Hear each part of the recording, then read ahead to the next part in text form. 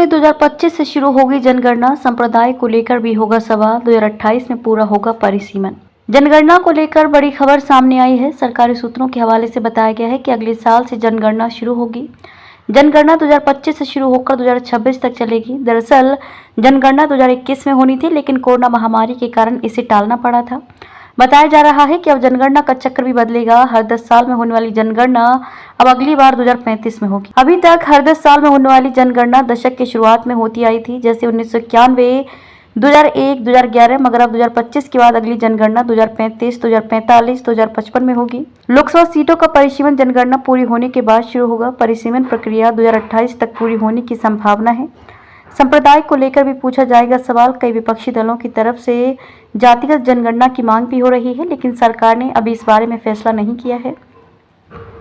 जनगणना में धर्म और वर्ग पूछा जाता है। सामान्य, अनुसूचित जाति और जनजाति की गणना होती है।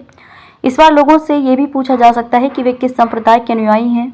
उदाहरण के तौर पर कर्नाटक में सामान्य वर्ग में आने वाले लिंगायत स्वयं को अलग संप्रदाय के मानते हैं। इसी तरह अनुसूचित जाति में वाल्मीकि, रविदास जैसे अलग अलग संप्रदाय हैं। यानी कि धर्म, वर्ग के साथ संप्रदाय के आधार पर भी जनगणना की मांग पर सरकार विचार कर रही है। जनगणना का इतिहास। भारत में पहली जनगणना 1872 में गवर्नर जनरल लॉर्ड मेयो के शासनकाल के दौरान आयोजित किया गया था।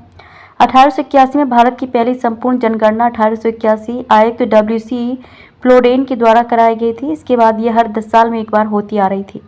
हालांकि कुछ एक बार इसमें गैप भी देखा गया। स्वतंत्र भारत की पहली जनगणना 1951 में की गई थी। इसके बाद भारत में 6 बार जनगणना की गई। 1872, 1881, 1891, 1901, 1911, 1921, 1931, 1941। आज़ाद भारत की पहली जनगणना 1951, 1961, 1971, 1991, 2001 और 2011।